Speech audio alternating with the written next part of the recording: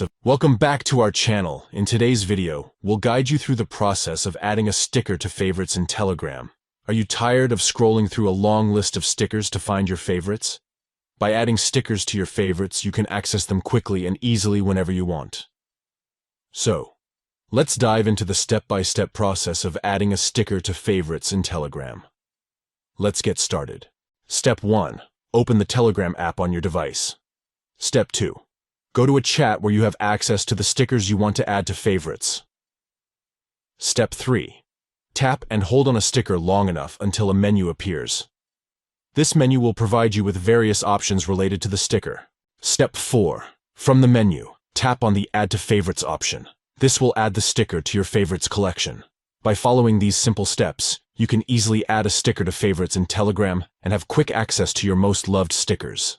Adding stickers to favorites allows you to personalize your Telegram experience, making it more enjoyable and efficient when expressing yourself in chats. Thank you for watching, and enjoy adding your favorite stickers to Telegram favorites.